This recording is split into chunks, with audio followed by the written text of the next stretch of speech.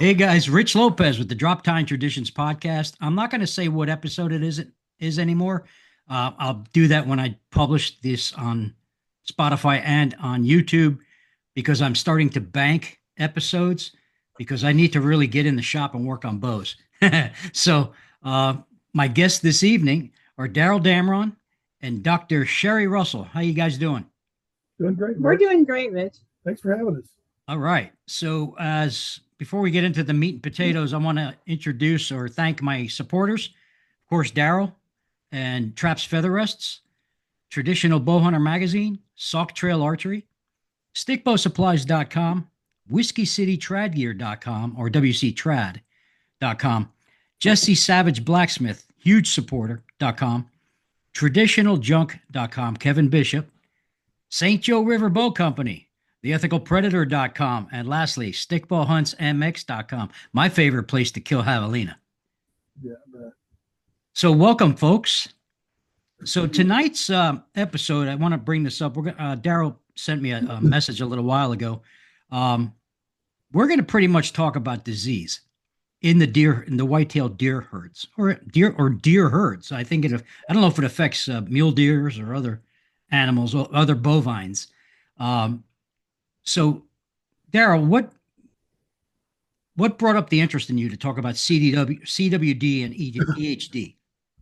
well, thanks for having us, Rich. Well, I don't know. I'm a hunter just like you are, avid deer hunter, and I see a lot of misinformation on the internet when it comes to CWD, EHD, and other things that affect white-tailed deer. And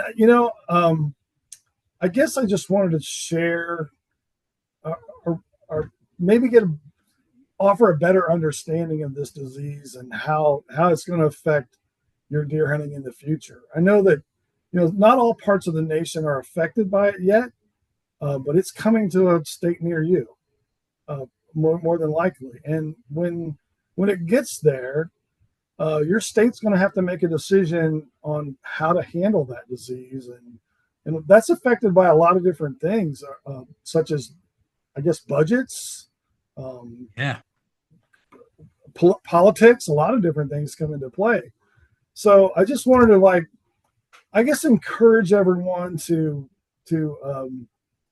get some information when it happens, and know some truths, and not get bogged down with everything that you hear and see on the internet, because a lot of it's just not true, Rich. And I'm no whitetail epidemiologist or whatever, but so I brought along Dr. Sherri Russell with me, and who's a veterinarian, and to kind of debunk some of those myths that you hear, and maybe give us a better explanation of where we're going from this point forward. Mm-hmm. We're fortunate in Missouri. We have a pretty good budget. I mean, we have a 1/8 of 1% sales tax, which allows us to do a lot of things that other states are not able to do. But so we're doing pretty well in slowing the spread of CWD, but other states are not doing so great. And I just wanted to bring it up. So, Sherri, tell us, what's your background? Well, I was in the make animals better business in the private sector as a veterinarian for like 30 years. And I was, my background was mixed animal practice and working for individuals. And I just saw this problem in the wild deer that I cared a lot about. And I saw my state struggling, and I thought I had a certain amount of time left to work, and I decided to focus on that. Just like when you have people who are into traditions, they make a decision, to focus their energy there. And so that was a decision I made. Mm-hmm. That's my background. Awesome. Now, do you work for the state? Yes, I do. I'm not a long, unlike Daryl, who's got a long career working for the state, but he's of course been working for himself as he's been working for, but yes, I do. For like 7 years, I've worked for the Missouri Department of Conservationist as their wildlife veterinarian. Awesome. So what are your thoughts on all this with the EHD and the CWD? Right. Which one first? Yeah, so I like to think about it, Rich, like what my interest is in like a healthy population that'll sustain the growth of mature bucks, and that has, you know, good dynamics out there on the ground. And so, whereas you mentioned before we started recording that some of your friends in Maryland were having trouble with EHD, and they were seeing trouble with a bunch of, probably a lot of times, mature animals. Sometimes there'll be clusters of them found near water, and they'll be dead, and it's tragic. And Can I interrupt? yeah, you interrupt. Can you explain what EHD is? Sure. Give us the. Oh yeah. Well, that's one of my questions. I mean, let's not rush this. Oh, okay. I'll go forward. So EHD is ladies first. Yeah. Okay. Anyway, so EHD is a problem in like spots and jibs and jabs. I don't know if that's a common for your culture, but it's caused by a virus, and it's spread by biting midges, they're called. I call them, where I grew up, no-see-ums. They're those kind of things that bite you and you can't really see them. You slap your arm and you can't see if you've got anything. It's like they're really tiny, and it's a virus, whereas CWD is a different kind of creature. It's a protein. And so it's spread deer to deer. So EHD is dependent on rainfall and drought, Rich. And so that's why you have clusters of it in places, and then you won't see it for years, and then it'll come back. And even though your friends are beset with it right now, it's unlikely to really affect the population, but it will kill deer they cared about. You know, so that's the difference. I remember it won't have a long-term effect. So you'll have a population that'll dip for a minute and then it'll recover, because there's we call it vector. So the bug is in the middle of it. And so years where you have a lot of midges, you'll have a lot of EHD. That's what it amounts to. I think it spreads a lot with older bucks class like that too, because right. You know, this time of year, deer are still, or just recently, they're still in velvet, still have a blood supply in their antlers. They probably receive more bites than they do. Doe does, that's absolutely true. So therefore, they just, that's 100%. Big bucks get hammered by it. They get hammered. Yeah. And they die really quick. They die with EHD. They die like in 5-6 days. Right. Near water. Yeah. Near water. Near water. Cause they're crazy thirsty. They're crazy thirsty. They have this giant fever. They're just burning up with fever. It's terrible for them. But they bleed internally, right? They do. Into their own tissues. It's kind of an ugly thing. It's ugly. I mean, it's ugly. It's an ugly disease. Now, here in Florida, I've not hunted here except for pigs.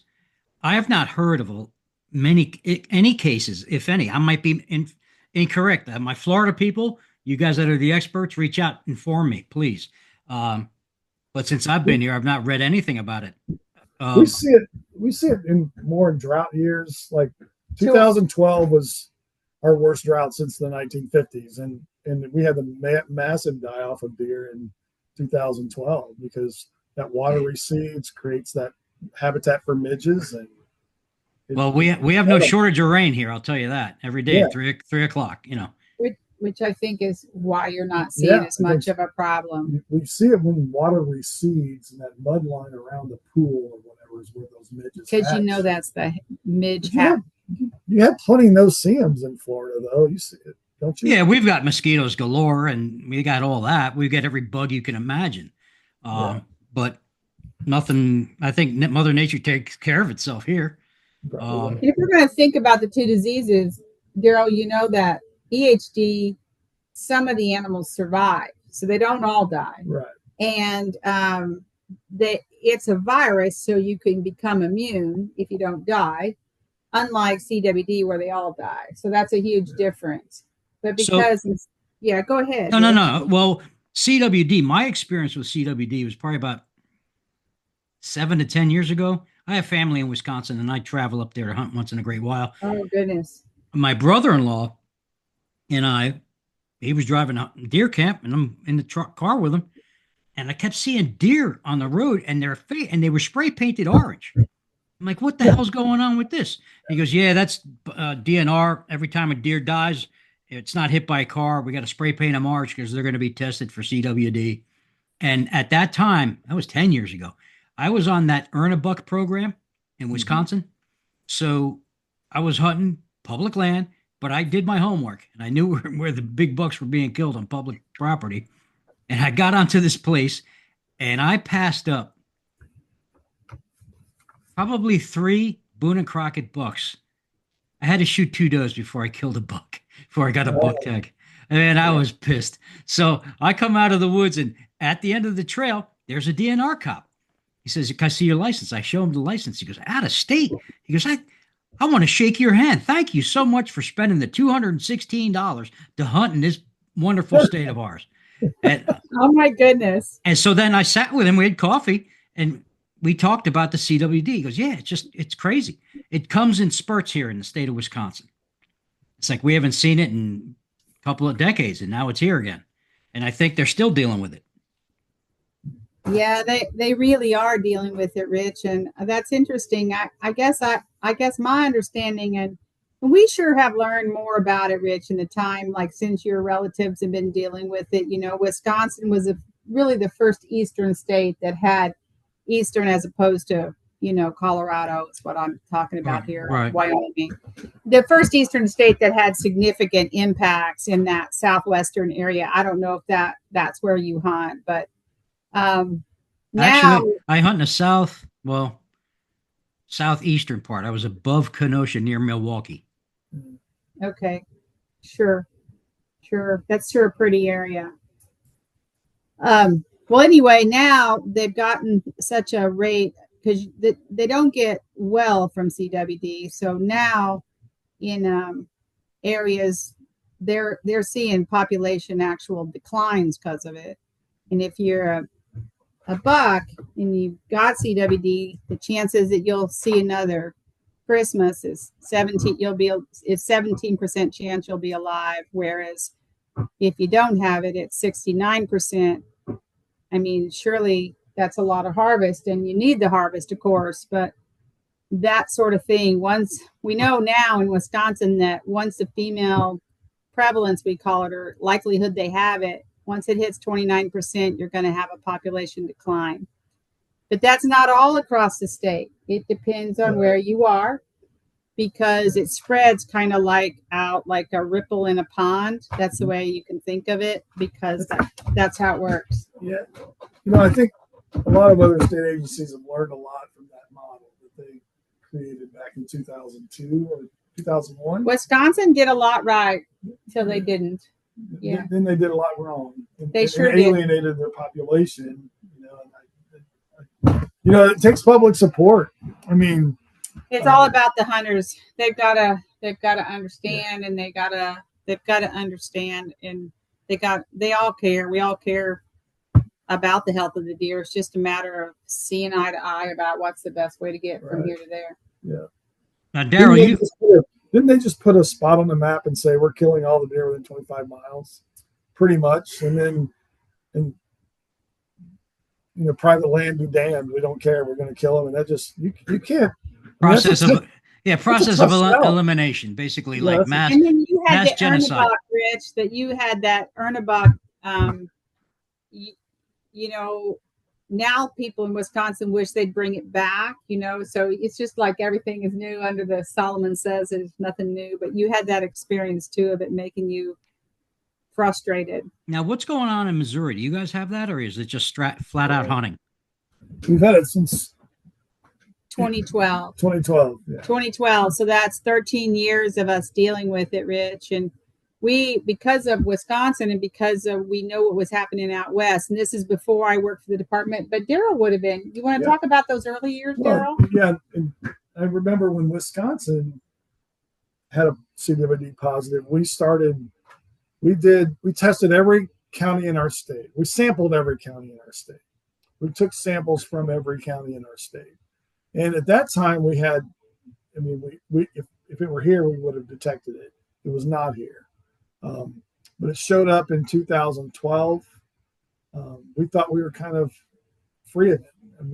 But surrounding states we're getting it. So we knew it was going to walk in here eventually. So we kept sampling through taxidermy samples and processor samples and just voluntary samples. And eventually it shows up, and then we've been battling it ever since. So samples, please explain samples to our unknowing amateur hunters. What's a sample? My Blood gosh. sample? Your hunters of this podcast are not amateur. I mean, come on. No, I've got young guys listening to this stuff that are just learning. It's crazy. Yeah. When we take a sample for CWD, we pull lymph nodes out of their neck. Okay. Right. And they're sent off to the lab to determine whether they are positive. There's no negative test for CWD, but there is a positive test. Okay. And a deer needs to be mature or fairly mature to about 18 months for that pre-on load to show up. Although we're getting them in fawns now. Yeah. Well, so we probably ought to step backwards though. And should we? We ought to step backwards because when we get ahead of ourselves. I mean, I know we're pulling samples to look for a pre-on we haven't even talked about.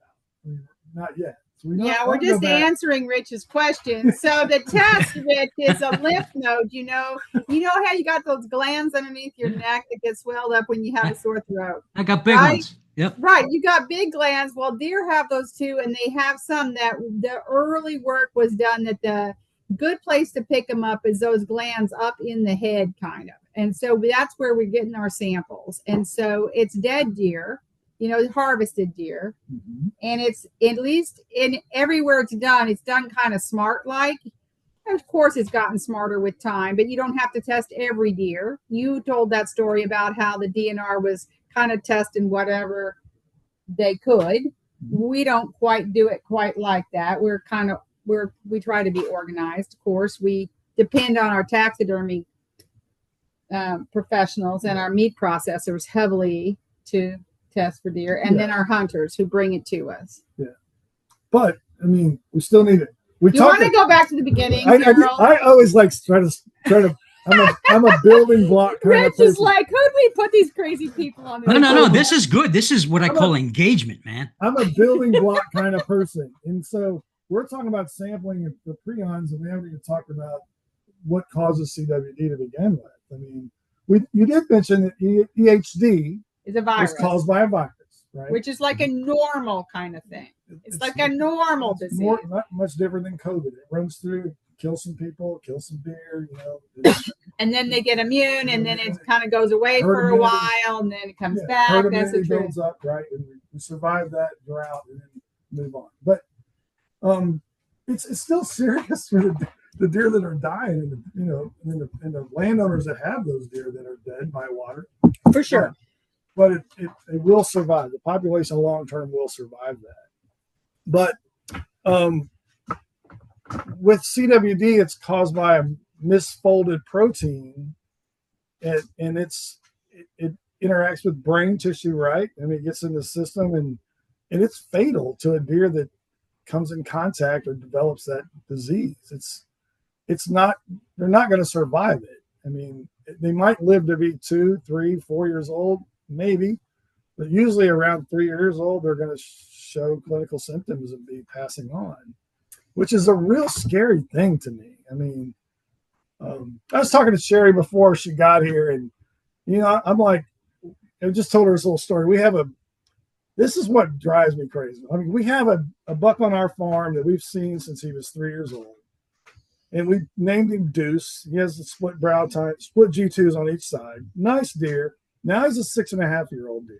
Oh man! And it would break my heart to know that I was all of a sudden in a core area for CWD, because we would know that the proper thing to do would be to come in and cull some of those deer and remove those deer.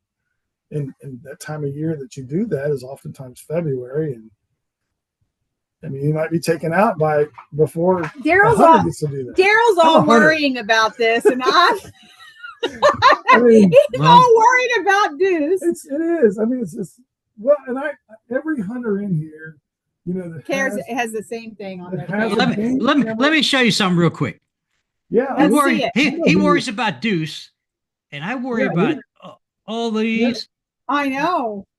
Yeah. and all of them.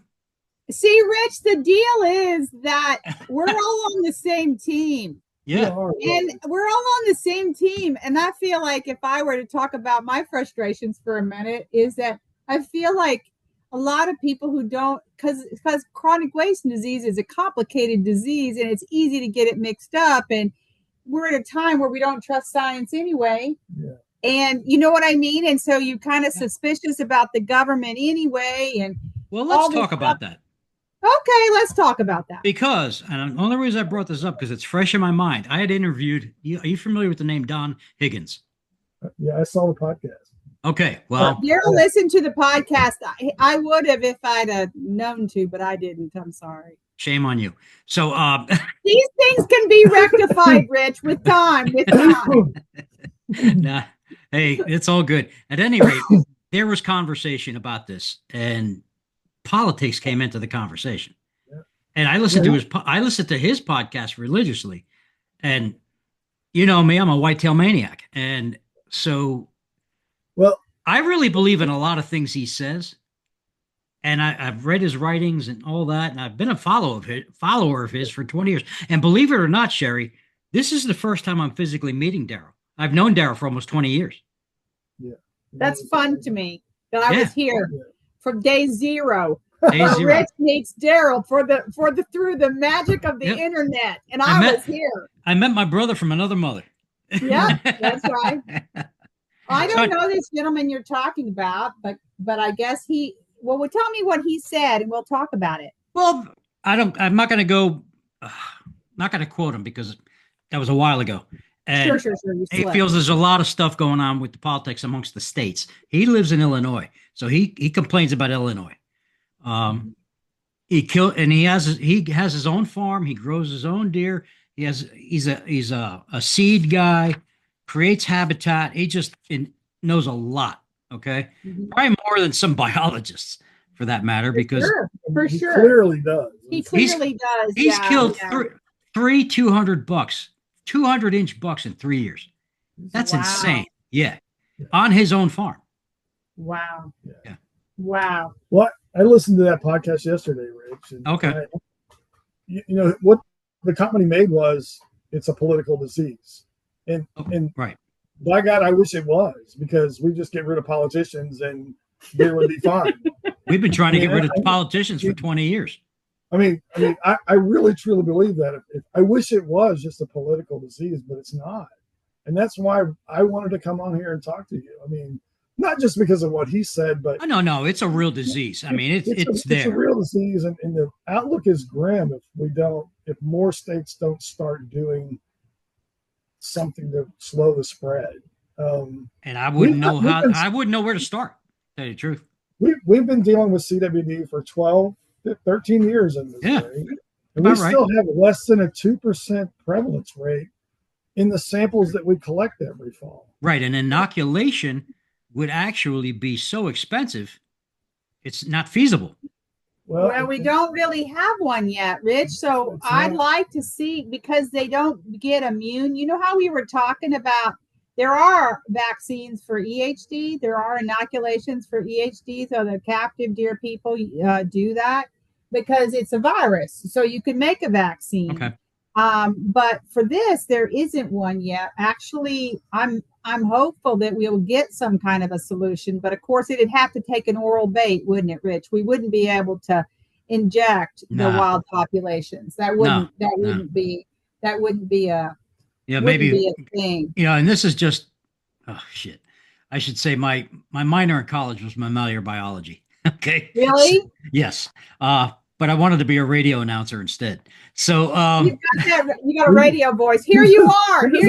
Take it to the airways. You should have radio face. Yeah, I was in radio a long decades ago. But that was when I was smoking three packs of Marlboros a day. So I sounded like Darth Vader. Wow. Yeah.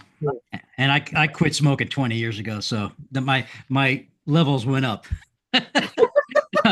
But at any rate, let's get back to brass tacks. Well, there's a claim being made I'd like to address. There's a claim being made that the states are making money from the tests being positive. And I wish that was true, too, because how can they make money? Yeah, they can't. We can't. We don't. There's just a claim being that we're going after grants or funding or something.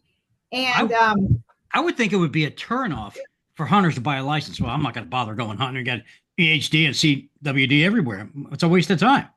It is actually quite a problem, Rich, because what happens is once you get to where, say you're going to harvest, say you have a farm. I don't know where you hunt, but you have a farm and maybe they're going to be harvesting 12 deer. I hunt in Maryland and I hunt in upstate New York. Okay, so it depends on, right? If you're getting where half of them are testing positive and they're recommending you don't eat the deer if they test positive, then it doesn't take very long until you get demoralized. Right. Because it gets depressing. Hey, I got a fun question for you, Sherri. Do you hunt at all? Yes, but I'm not very good.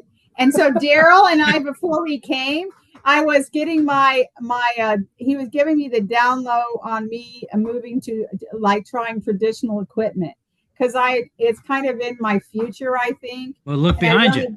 He was suggesting, I'll say it wrong. A reflex, deflex. He was saying maybe I should do a reflex, deflex longbow to start. What do you think? I think that's a good idea because they're easy to handle, easy to shoot. Yes, and you can't see me. I'm in this little thing, but I'm not very tall, and I've kind of got short arms. Well, dynamite comes in small packages. Is what it amounts to. Not quite like T-Rex. Dynamite. T-Rexy. T-Rex, yes. T-Rexy. What bow would you recommend for a T-Rex? So I'm here to tell you, my mother always said dynamite comes in small packages. She was 4'9" and had a cigarette hanging out of her mouth 24/7. It's kind of a theme there. It's kind of a cigarette theme. We got the disease theme going on deep here, Rich. Yeah, we might as well talk about cancer too, since we're talking about cigarettes. Deer do get cancer. Well, they don't usually live long enough to get cancer, but they do. But at any rate, let me circle back. So how are we doing, Rich? We're doing great. We're doing fantastic. This is fun. So are the diseases limited to location? Like one has EHD as the heavy hitter here, and then CWD over here, like Wisconsin. Maryland's EHD, CWD in Wisconsin. Is it locale oriented? Yeah, I think it's weather related. Location related. I mean, you can have both existing at the same time. Yeah. So I'd say that's absolutely true for EHD. Yeah. With CWD, it's spread deer to deer, and a lot of times our spread is by movement of deer. So people moving parts, or like harvesting, for example, in a place that has it, moving to a place that doesn't have it, discarding the remains on the land. When they process, and then those remains are infective, that like they can make other deer sick. And so when you look, it's super interesting, like a zip code map of people who hunt in a place, and those little where they drive home to will go all over the globe, because we've got a very mobile hunting public. Mm-hmm. And so that's one of the main ways it's been spread. Of course, it affects, I want to make sure that I say, because I don't want it to be confused, all the cervids, so red deer, mule deer, white-tailed deer, moose, elk, all of them. Cows, deer. Not cows. They get a... Cows, deer. Coos deer. Yeah, coos deer. Yeah, I call them coos deer. Yeah. Sitka, blacktail, all of them. Sitka, yeah, all of them. So they get it too. They can. They can. Yeah. Sitka, yeah. There's different susceptibility, like they're like other things, but yeah, they all get it. Didn't it show up in reindeer? Yes, reindeer. I mean, that's sad. Here you've got CWD and it's Christmas. What kind of deal is that? Oh my God. Yeah, man, Santa's in for a bad and we don't need neurologic deer. I know that's kind of a medical world, but we haven't talked about the difference here is that they are just not as quick at first. It's like they get slowed. And so those numbers I quoted to you earlier about the chances of survival, they're not dying like dropping over from CWD. They're dying from something else. They get pneumonia, they get choked, they get that because their nerves don't work right. I just came up with a brainstorm for you guys. Oh my goodness. To do a car. No. brainstorm, because that's what CWD really is a brainstorm. Yeah, and you bleed. So you could do a video, okay? A cartoon video, Santa Claus presenting the Oh my God. the information about CWD and EHD, and We should do that. right, have it animated, talking about the ramifications of it, the education of it, and how come his reindeers don't get it because they have superpowers. Oh, I thought you were going to go down a different path. Like, no, this is going to be a CWD, so we're it's like a venereal disease. No, we're not doing that. No, Rudolph does not have VD. Right down. All children are safe. They're going to get their reindeer, at least in their natural habitat, don't have much EHD. Like because you of the climate. have the midge because of the climate. Right. So you asked the question, and I don't think I answered it worth the hoot. It really does depend. Like you said, you're not seeing much EHD in Florida, for example. It is kind of location and weather dependent. Yeah. Definitely. Yeah, because I mean they just don't have receiving water a lot. The Correct. There is plentiful. Deer don't congregate probably as much around water holes where it's abundant as they do in the Midwest when we are in a drought.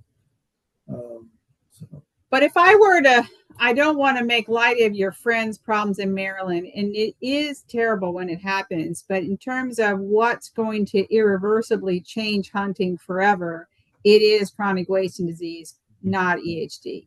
Right. But that doesn't to say that EHD doesn't matter or that it's not awful, because it surely does matter. Well, I mean, it's in the animal world, humans included. We had COVID. Okay, COVID was I'm a God-fearing man. That was God's way of thinning the herd. That's the way I looked at COVID. And here we have these diseases amongst the animal kingdom. It doesn't affect. Yeah, you know what? That's absolutely right. That's smart that you see it that way. One of the things that happens with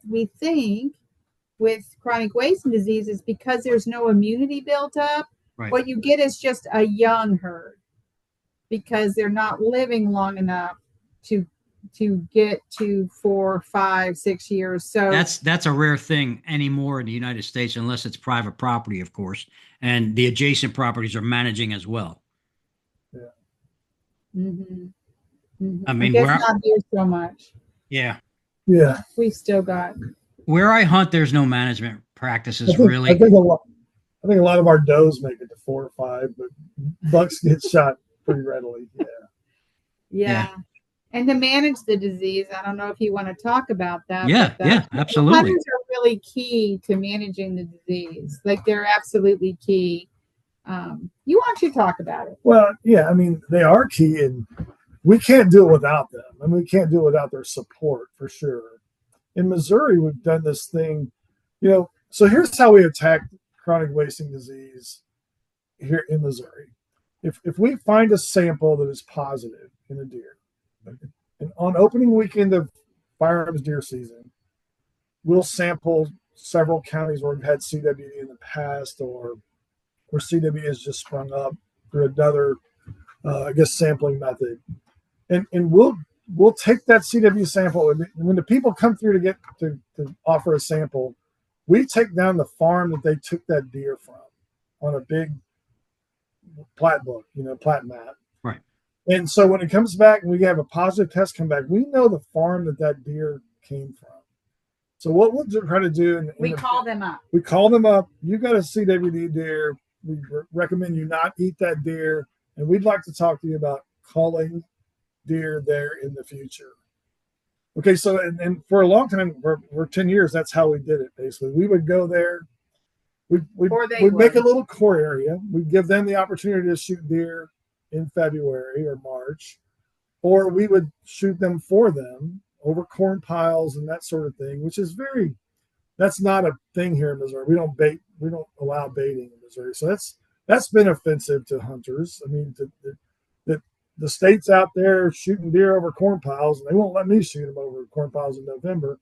So that's a big kind of an issue. But so that's how we collected more samples from that area. And we were also able to reduce that population on that farm and surrounding farms. Yeah, and they refill, of course. What's that? The deer come back. The deer will come back, but I Yeah. mean, we tried to shoot as many as we could from those core areas where we knew CWD was there, and the main reason was to eliminate juvenile dispersals out of that core into other places, That's which exactly is just right. it's a That big was explosion. And like young bucks will take off and they'll go 10, 15 miles. And now if he's infected, he starts his own little core. That's what we're afraid of. So just the last couple of years, we started this thing called a hunter harvest initiative, where if we have a core on a map, it's surrounded by what? 10 miles. 10 mile radius or thereabouts, 10 miles square. And we create a what would you call it? It's a quota for that core area. And we allow hunters to fill that quota during the firearms deer season. And if they are, say the quota is 50 whitetail deer, and if they're able to fill that, then we don't go in and cull later. We don't even make an effort to. Right. But if they fall short of the quota, then we'll help them cull those areas. But important is, and this is, of course, gets confused out on social media. Nobody from, at least in our state, I put my hand on a Bible that nobody goes into people's land without their permission. Oh no, we wouldn't do that. Do you know what I mean? But that's not always been done the same everywhere. Yeah, some other states have just said we're going to go do it. It's completely cooperative with us. And because of that, I mean, we've had cooperation from landowners, and we've been able to slow the spread a lot. I mean, Illinois had a great model. I think we both followed the same model. Yeah, we copied them, and they did really well too. But it takes, like I said before, it takes some funding to get that done. I mean, yes, that's where I know you're familiar with Missouri and you're familiar with Wisconsin and that general area of the Midwest. Yeah. What are other states? What are the other models looking like? I can talk to that a little bit, but Rich, I want to make sure I acknowledge my limitations. So there's a good number of states who will provide tests to their hunters. So their response is to provide tests to their hunters, and that's their degree. And we call that surveillance, like surveying, like looking for things. There's a good number of states who do that. There's some states who do very limited amounts of that, and some who do more of that. And like New York, for example, they took kind of the Missouri model, and they actually found it and were able to eliminate it because they found it probably earlier, and they went in with big feet and stomped it out. But it does vary depending on the politics of the state. Hunters are very, how passionate you are, Rich. And so, getting in the way of what you think is ideal management can sometimes get people crossways pretty early. So it's been politically difficult across the board. Yeah. Arkansas has, Tennessee and Kentucky have a model kind of like ours, but at a lesser area. Tennessee found it in one area with quite high amounts of it, and in a certain area they're not trying to manage it. Yeah. Some other states have just, even when it's shown up, they waited too long to start looking for it, to survey it, and it become a real big issue before they ever found it. When I was online, I'm sorry, go on. No, it's kind of a numbers game, Rich. Once you get to a certain level, you can't do anything about it. So if you find it above that level, you know what I mean? Like think of like thresholds. Right. And if you find it above that level, then your ability to change the slope of the line. So you want to keep it going up a little or flat. But if it starts to go up a lot, then you'll lose the war. One of the reasons for that, Rich, is it's not just the deer that gets sick. It's the environment. I mean, the prion can be left on the ground and taken up by vegetation and then transmitted to other deer. Right.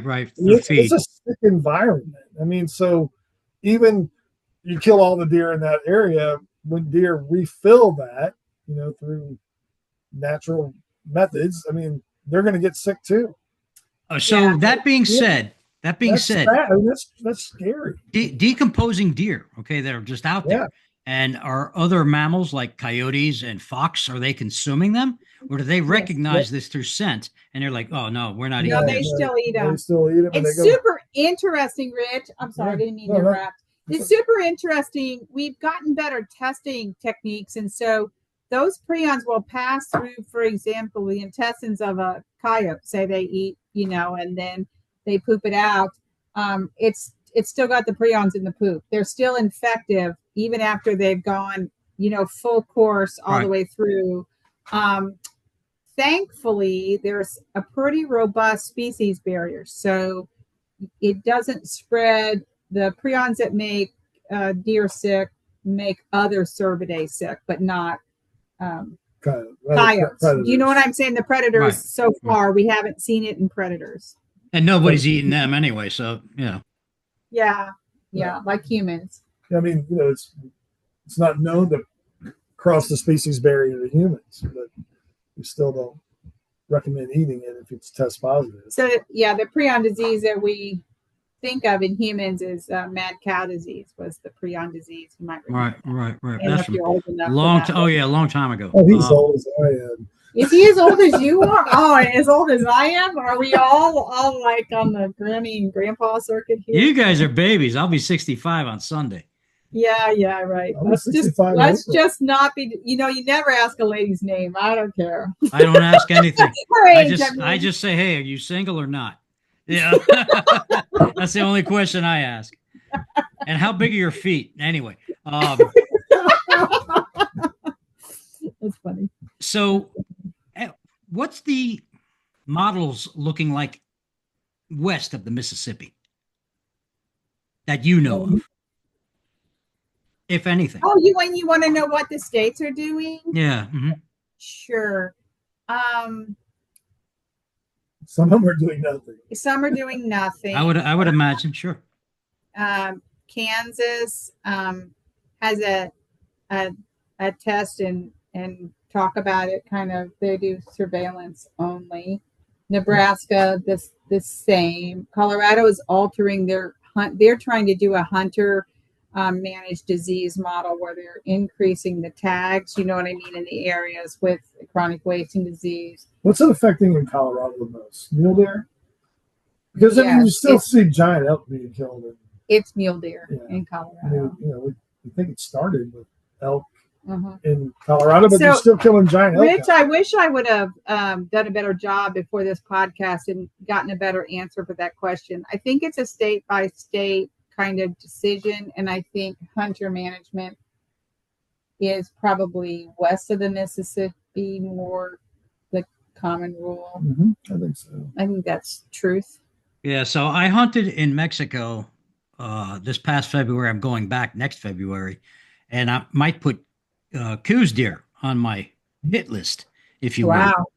And that's a question I need to talk to the ranch owner, because he's an environmentalist.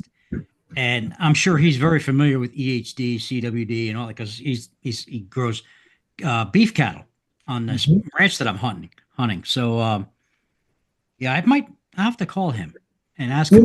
I've never heard of it being in Coues deer. I never have either. But Texas hasn't had it for very long. No, they haven't.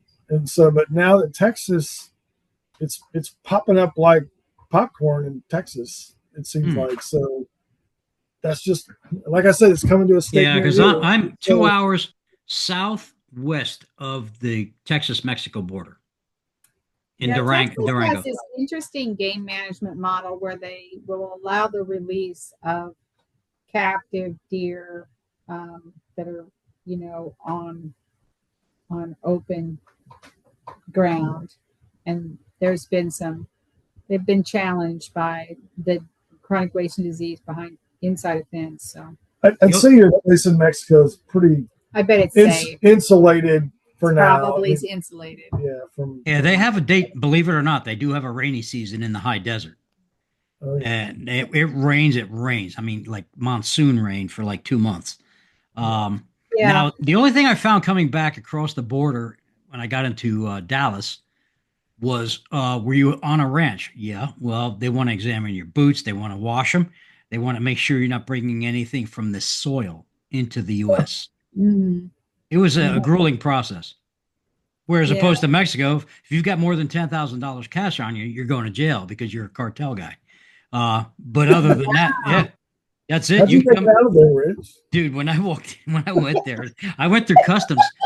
There was federal police, there were state police, and military waiting for us Really? in customs. They opened up I took a hard case golf bag, and that's where my bow and arrows were. And they were looking at that like, "What are you doing here?" I said, I told them in Spanish because I'm bilingual. I'm here to kill your native animals. And he looked at me and he looked at his buddies, and they all started whipping out their cameras and taking pictures of my bows and arrows. They had never seen primitive archery stuff before. Wow. That's yeah. They asked me, "Where are the wheels?" Yeah, I'm like, "No wheels." No wheels, no training wheels. Yeah, no training wheels. And they laugh because I'm I'm talking to them in Spanish, and they're looking at me like I have two heads because I look like an Irishman.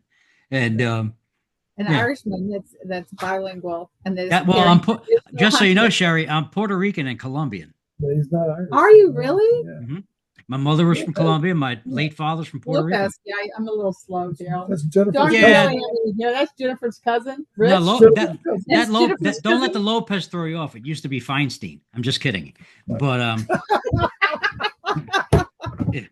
I had to change the name for, get across the borders. But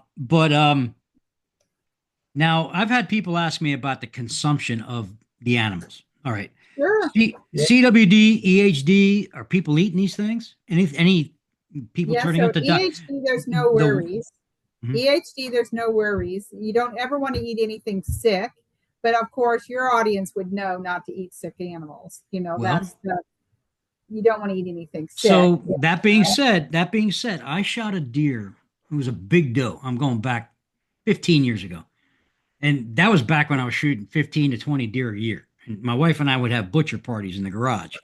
And I had this one doe hanging up, and her front leg had this gigantic bulb at the joint. And I was like, what is going on here? And then all these what the hell they call it? Not maggots, but like, some kind of worm. I call them maggots. I call them ankle worms. They're in raccoons too. Yeah, they are. White. They were coming out of her nose. And then I said, those are their nasal bots. I grabbed, that's it, nasal bot. So I squeezed this thing and it exploded. So I said, all right, that leg's coming off. I chopped that sucker off, and I chopped the other one off just for good measure. And so all we ate was the back straps and the hind quarters. And I never got back. Get rid of the rest. Yeah. I'm still here. Out there, yeah. So with chronic wasting disease, the Centers for Disease Control don't recommend we eat animals that test positive. Sure. So you heard us talking about that we would call somebody up and say, hey, your deer tested positive. We don't recommend you eat it. Now, certainly some people still do. And of course, we are fortunate to live in America and we can make our own choices. The greatest country in the world. Absolutely. And by the way, look at my new sign right there. Smile, you're on camera. Yeah, and you also got a pretty nice flag behind you too. Of course. I was going to put the Puerto Rican flag next to it and the Colombian flag, but I ran out of room. You did. Yeah. We'll keep the American one up there. Hey, so have you got any opinions from hunters? Because I'm sure the hunters in Missouri reach out to you guys on your website. All the time. What are some of the opinions? I'm sure there's some goofy ones. Want to hear one? I'll start. You go first. I'll start, then you go. Okay. You guys are killing all the damn deer. Go. You guys are killing all the damn deer. You're just doing it for the money. It's not real. Deer are going to develop a immunity to it. Yeah, you made this disease up just so you could get some more grants. You can't even tell me what the causative agent is. Why would we want to believe something that you don't even know where it came from? How'd we do? That's pretty good. No, yeah? Excellent. Yeah, that's what I'm hearing. That's what I hear. I'm on chat sites. I mean, I work full time, but I got my work computer to the left, and I've got this computer here. So I'm a very efficient worker. I can read people's comments. let's debunk them all one at a time. Yeah, but I want to, before we debunk them, I want to make sure that everybody remembers something that I forget myself, because I get phone calls and I talk to my bosses. That's what I think, the people who call in my bosses. And so I think I'm talking to the boss. And I of course, the bosses who aren't happy with me are the ones who call. But when we actually survey our hunters, many of them who do their homework, who really work hard on it, don't spend, we've got like 3/4 of our hunters thinking we're doing a good job, that CWD is real, that we need to do something. So, however, I don't think 3/4 is enough. I don't think it is. And because we have asymmetry of information, Rich, this platform you've got, YouTube and podcasts, give power to information. And so truth is harder to come by, I think. Yeah, and that 75% that do support our efforts are not very vocal about it. No. They're not running around. And they're not loving it. They're not loving it. No, they hate it, but they're not criticizing every move. They're going to hunt either way. You bet. And they want their kids to be able to hunt. Yeah, this is what the game is. That's Do you the want game. your kids to be able to hunt, or do you not really? Yeah, that's really the game. That's the game. You can stick your head in the sand now, and your great grandkids may not be able to hunt deer over 2 years old. I'm the type of individual that believes in grabbing the bull by the horns and making a change, and making an, I'm a man of action. Let's go there. I piss off a lot of people, trust me, but that's my nature. Yeah, I don't apologize for any of it. No, you shouldn't. There are a lot of people thinking we're trying to kill all the deer, and we're quite simply not. I mean, we're trying to reduce the spread, slow the spread, real time, chronic wasting disease. I mean, that's it. By hitting hard those areas where we know it exists within our state, we can cull them down to just slow the spread. And I was at my best friend I bow hunted with for 40 years. And I saw his son at a function here in Columbia not too long ago. He's a firefighter. Oh, speaking of Columbia, how far is that from you? I live in Columbia. Oh, that's where my boss lives. In Columbia, Missouri? Yeah. Oh, really? Yeah. Our big state, we have a big State Farm headquarters here. Yeah. Yeah. She's cool as hell. Good. She actually is a fan of my podcast. Oh, but I ran into this guy. I mean, my best friend's son. He had just bought some property up and around one of our ground zero where we first got CWD or found CWD in our state.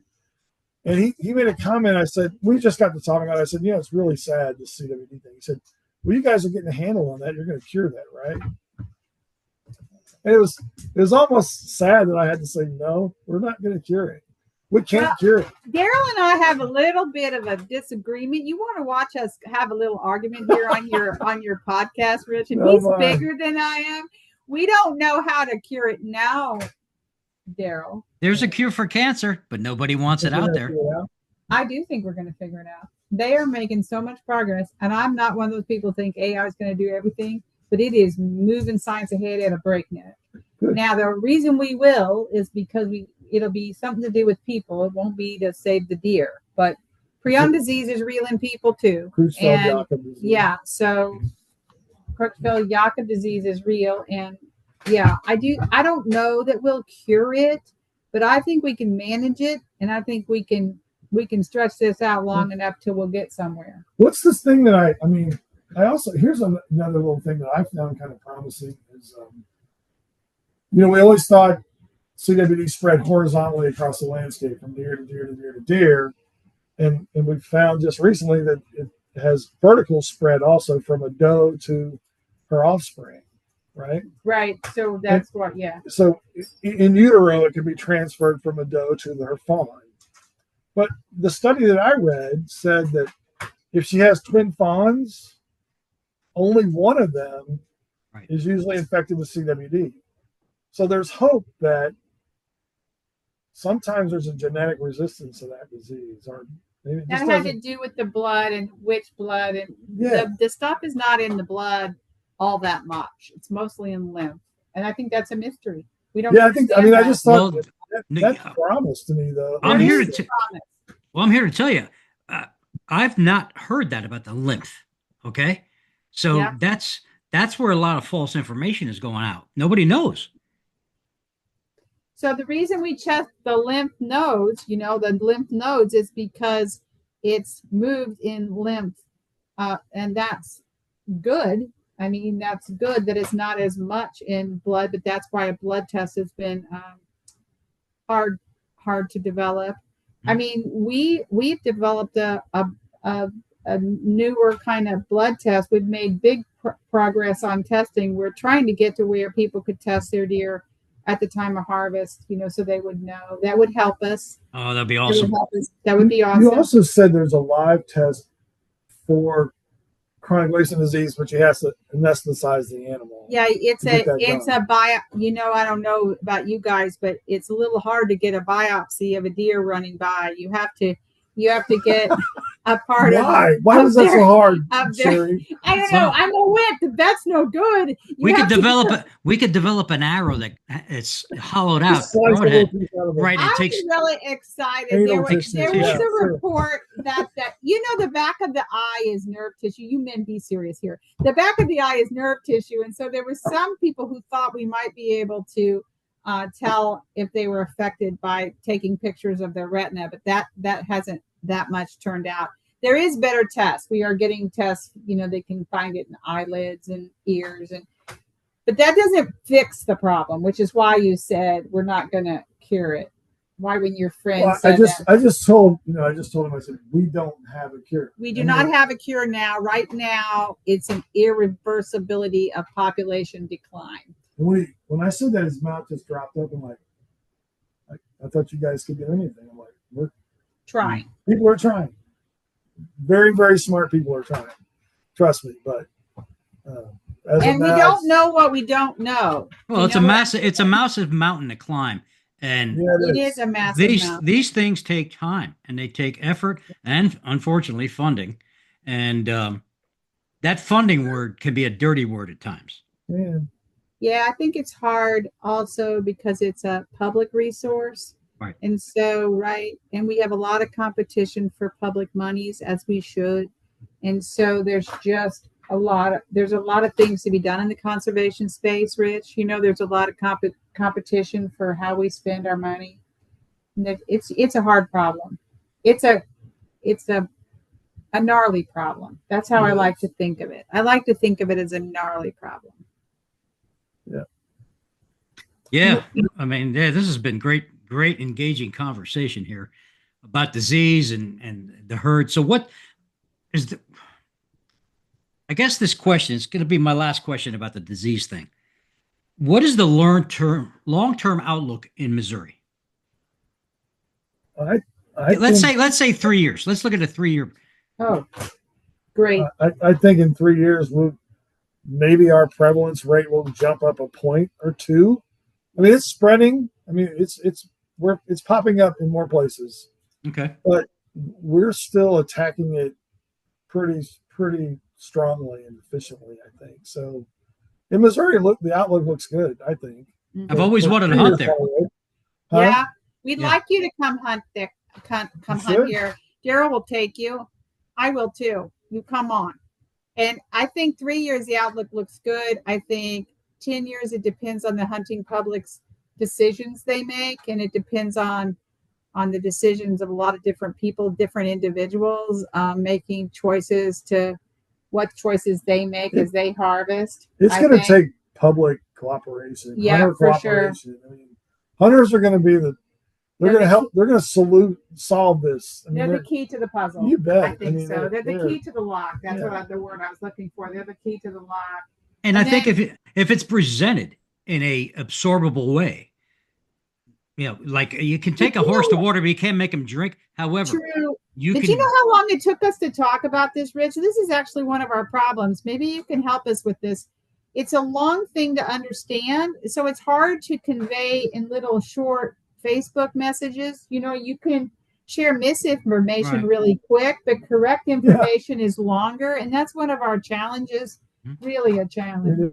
Well, that's what the podcast platform is. Like everything else, it's informational, educational. I mean, we could spend hours on that. And I actually created this podcast as a depression fighter a couple years ago. My wife got sick. Wow. Yeah, and it turned into something else. It's a monster now. And I'm enjoying it every week. So my wife now she schedules her time with me. She's like, "Are you having a podcast tonight? What about tomorrow night?" I was like, I love that. Sweet. I love that. I said, "Honey, just make dinner. Make it simple. I'll eat when I'm done, and we can watch. We can watch whatever." Um, so really- Sherri, I got to tell you, there's a movie you need to watch on YouTube. It's What is called it? Brothers of the Bow. Okay. Daryl knows what I'm talking about. Oh, yeah, it's good. It Okay, actually, Brothers of the Bow. yes, it's about Okay. two twin brothers that grew up bow hunting.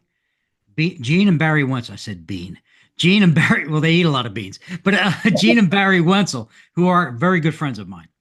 Are they? Yeah, they're 81-year-old twins. They were born bow hunting out of the womb, and they are my mentors. And I'm here to promote that. Also, I hate that. Hey guys, sorry, but you got to watch it. It's extremely entertaining, and again, educational, informational. They I'll try to watch that. they epitomize the true nature of being a bow hunter. They do. There's no slob in it at Yeah. all. It's all Have you done 100. Have you ever attended one of his boot camps? Yeah. Barry's? No, I've not.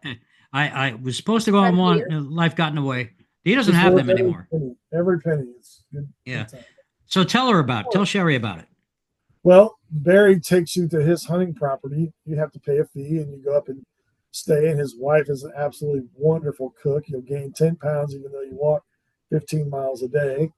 But I mean, for 3 days, you go up there and just spend time on Barry's hunting property with small group of people.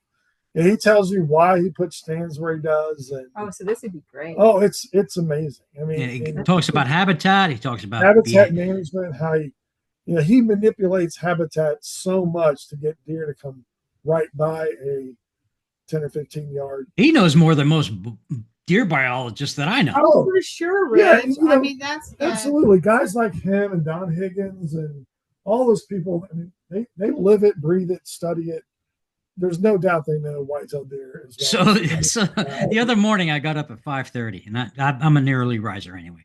I don't start work till 8 o'clock, so I hit YouTube and I start watching deer videos.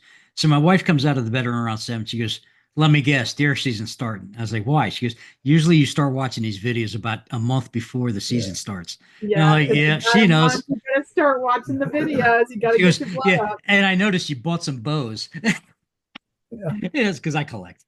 I'm like Daryl. I collect the stuff in the back there and all that. At one This time I place had is over. amazing, Rich. Yeah, They're I used to have an amazing place. It's gone now, but at one time I had over 1,200 bows. Yeah, Wow. This man knows more about unheralded old bows than anybody I know. I mean, there's thank always you. been a lot like 40s and 50s manufacturers.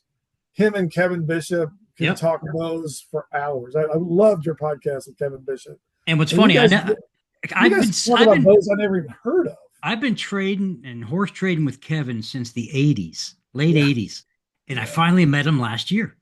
Right. And it was like we never missed a beat. We just sat down and we just shoot the shit. This is a PG-13 podcast, and we just talked about bows and manufacturers and times and this guy and that guy and this weird stuff and this other stuff. And it's like, man, this is great.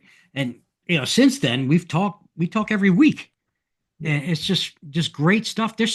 Sherri, this traditional archery community probably saved me from a life of crime. I grew up in New Jersey, stealing cars. Yeah, you name it, I did it. I collected money for the mob. Did you really? Yeah. It was a little. He does not look like a gangster. Oh, back then I had the mullet, and the black leather Okay, jacket. okay. Gangsta then. Okay. This is 60s. Thank God you met Al Reeder. And right, Al Reeder. And it's funny, I went to college. Yeah. Go on. What was the connect? Like, where there's a long ways between stealing cars and traditional. Oh no, it's just the neighborhood you grew up in, and the gang you belonged to. I was the only Puerto Rican in an all Irish gang, the Dugans. I'll be gone. It was crazy. And then I used to hang out in strip bars, and of course, strip bars are run by, Yeah. Gangsters. The gangsters or the wise guys. And I would be like, hey, what can I do to earn some bucks? I said, hey, we need you to do this. How do you feel about beating the crap out of somebody? Said, don't bother me. So that was that, but I was young. I was dumb. And then I met, a young lady that worked there and fell in love. So, the rest was history. She straightened me out. So that's the way it usually goes, isn't it? yeah. And then I went to college. So did she. And we used to cut class and go to Al Reeder's house every day for lunch. He was a mile from college. Al Reeder was the largest collector of archery gear in the United States for decades. And unfortunately, he passed away untimely death about a decade or two ago, decade and a half ago. He was collecting before collecting was cool. He was a representative for Fender Guitar Company back in the early 60s. So he had Fender Stratocasters, like 20 of them, still in the box from 1963. Those guitars now are worth $500,000. Wow. Yeah. They're still in his house. I don't know if the family sold them, but they're still there. Wow. Yeah. I've been fortunate enough to cross paths with some of the greatest people on the planet. Yeah. Daryl included. You included. Oh, it's nice to meet Thank you. you, Rich. It was Rich. Yeah. This is a fun conversation. It's always a fun conversation. Not a hard subject, but it was nice to have a conversation that's going to support. Hey, tell you about fun conversations. The first 10 podcasts I did on Spotify, you do not want to listen to because I was drunk off my ass and I cursing. I mean, they were hilarious, but not so much anymore now that I'm on TV. So now that you're on TV, we appreciate you sharing your platform with us so we can try to. Well, I want to ask you now. Let's have some fun conversations. So, are you going to hunt this year, Sherri, or are you going to learn to shoot? I'm all excited about getting. I'm gonna get. Daryl says I have to practice every day. Oh yeah. You said 20 arrows a day. You thought? Yeah, I'd say. That's fair. That's fair. You think that's fair? So yeah. It's a matter, and there's not a lot of time for me to get that done this year. Well, Daryl, what do you think poundage wise for her? 30, 32. You kill a deer with that. As long as your broadhead is sharp. She's strong. I'm pretty strong. I let her draw a 44-pound bow. She can get it back about 25, 26. I would start out with maybe if you could find a beater longbow, good used one inexpensively in the 35-pound range, and just practice with that until you develop good form. Yeah. Shooting a longbow is like a boxer stance. It's like punching somebody in the face. You lean into it and you come back and you lean forward. Yeah. You become one with the arrow. Your eye and arm alignment should be totally aligned. Perfect. Okay. Don't pluck the shot. You come back to your anchor, solid anchor right here, and burn a hole into the target where you want to hit. And instinctively, when you release, you just let the string fall off your finger and your hand should fall back, and that arrow should go where you're looking. It shouldn't be that difficult. There's a lot of videos on YouTube and where they take the shooting process to a retarded scientific level and drives me crazy. The shot process, this. I was like, come on, man. What do you think? The Indians thought about that stuff? Yeah, I'm a practical thinker. Well, Daryl can be my teacher. He can just tell me what to do and I'll try to do it. But hunting season's busy business for a person who's into deer hunting. Yeah, it's that's a busy true. time. So the good thing about bow hunting is I can get around the rifle season, which we're just so busy. Do you guys have Sunday hunting in Missouri? Oh yeah. Okay, cool. Yeah. Believe it or not, a lot of the eastern states. No Sunday hunting.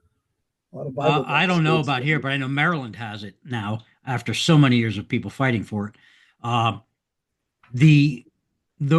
Florida. Let's talk about Florida for a second. Florida's a very big state. If you really look at it, if you were to drive it is a big state. Top to the bottom, it would. Diverse. Yes. So the rut right now is going on 2.5 hours south of me. What?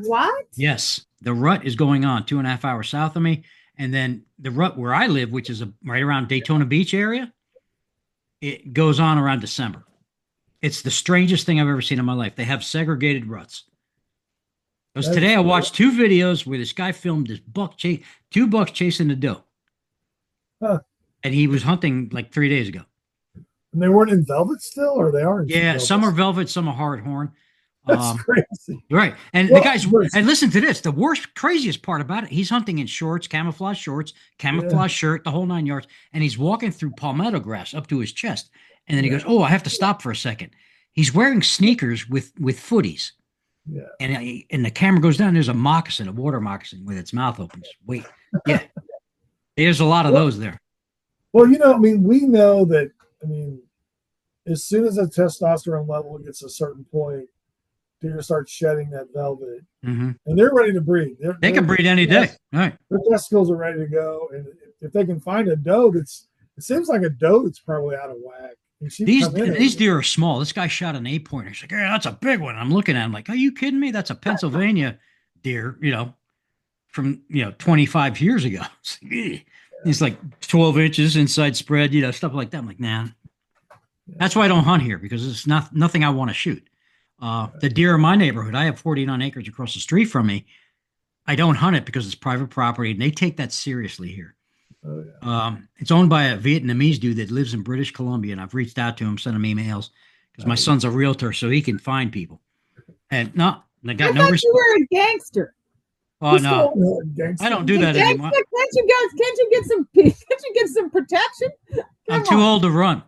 I don't blame you. I got bad knees. So people shoot at you now, they don't chase you anyway. Anyway, my neighbors all know that I shoot a bow and I'm a hunter. So they're like, "Hey, did you go hunting yet?" I'm like, "It's a little too hot." They all want deer meat, and I share it with my neighbors. I do. Yeah, I love venison. It's good. You should try wild hog. That's phenomenal. I shot 2 when I first moved here with my son, and I had not bought a generator yet, and I experienced my first Hurricane Ian, Cat 4, almost a 5. And it knocked out my power for 5 days. I lost 300 pounds of meat.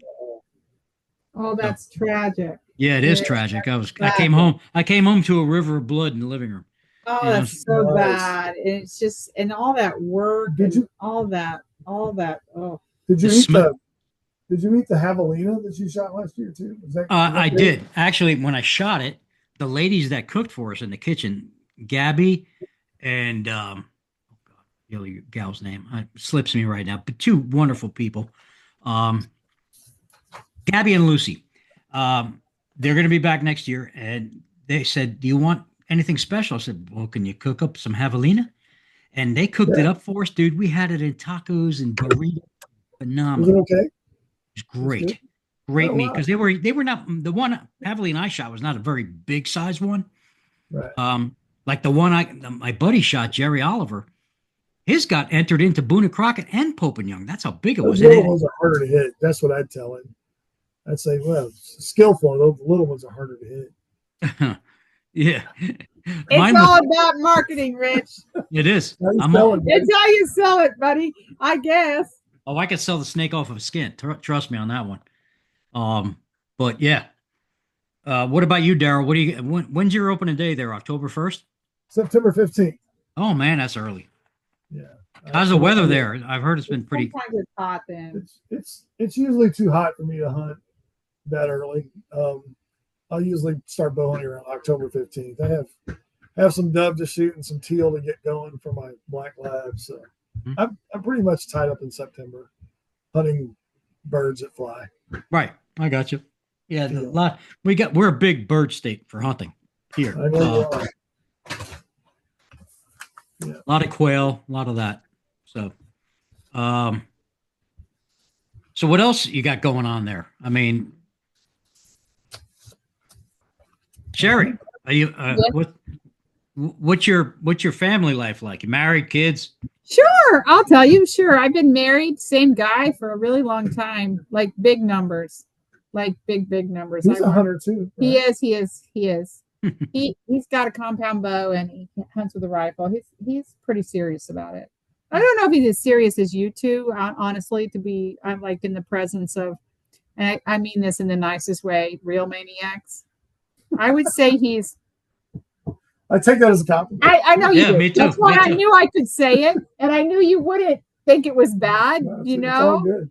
Yeah, I ride horses, Thanks and I like to read. I'm a reader. I love reading. I love podcasts. Rich, I'm walking around all the time with AirPods in my ear. I get up in the morning. I put them in. I like them all the time. I like. Well, you should listen to the one I did with Don Higgins. You'll like. I'm going to, but will it make me upset or will be? No. Okay? It'll just open your eyes to the hunter side of things. You know what? That'd be good for me. I'll be glad to do that, and I appreciate the hookup. I appreciate knowing about it. I told you about it. He did tell me about it, and I will listen to it. I can listen to it on the way And home. there's a young fella who I did months ago. His name is Justin Mudgett, who is the farm I hunt in Maryland. His parents own it. Mudgett, Mudgett. And so I don't like to watch YouTubes. I'm not saying I hate them, but he's not going to be on YouTube. He'll be on Spotify. Okay. Because he did that before I went to TV or you also video. did Ryan Rothar, right? Oh yeah, Ryan Rothar. That's another one that's on Spotify. His father was perhaps the greatest whitetail bow hunter on the planet.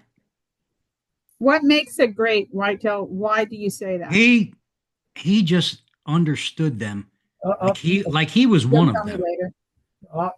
I think what makes a whitetail hunter great is the Wentzels, Rothar, Higgins. They pick one deer. I mean, and it's a special deer. It's 6.5, 7.5 years old. They pick one deer, right?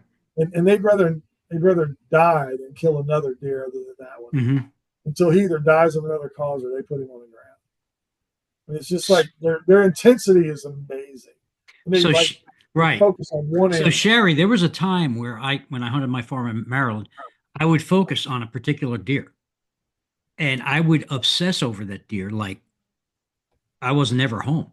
I would be in the farm, glassing the field, watching the animal, figuring out its movement patterns, find out what time it was coming out, and then generally the bachelor group would split up right around the beginning of bow season. Yeah. So everything changed. So unless I would find acorns after that. That's what I would seek out because that's what they were eating. They were not coming out into the open because they were now in hardhorn and the testosterone levels were building up. So I would find a secluded pinch point. I'm a big pinch point guy. I love narrow corridors from one area of habitat to another area of habitat. That's where does will bed on either side, and the bucks will travel those corridors and seek out their prospective mates. And that's where my success came from. But then, everything changed when I moved to Florida, and I don't have that luxury anymore. But it'll come back. I used to religiously read. What's that? Whitetail Magic. I used to religiously read Whitetail Magic by Rothar and One Man's Whitetail by Wenzel every year. So when I must have read it 10, 15 times. So when Ryan was here with his wife, who is the mistress of death, Pam, they've all killed. I mean, shit, she killed a freaking 180. I mean, it's a monster buck. And they were here physically in my studio, and we were just recording for Spotify. That's the first time I ever had a human being in my house to do this, and that was awesome. That's cool. They were the most humble people I've ever met. And just an amazing man. His father was a mentor of mine since a teenager. I have pictures of Roger signed by Roger to me because I would write him letters when I was in college. Hey man, I love you. Blah, blah. And we would talk on the phone. I would call him, and I would call him in Iowa. A teenager. I blew up my mother's phone. $300 plus phone bills. Oh my goodness. These guys are like the Mickey Mantle, the Babe Ruth of whitetail hunters. Yeah. These are the Mahatma Gandhi of deer hunters. You know what I'm saying? They are the grand poobah. And I am so proud to say that I know these people and knew these people. That's awesome. That's awesome. And you read the books you would read the books every year? Almost every year. Yeah. I love that. So, hey, Daryl, you remember the PBS? I am not. I'm a member of Coppins, that's about it. Okay. Well, the PBS banquet in 25 in March is in Indy. That ain't far from you. He could go. You should go. Should go. When is it?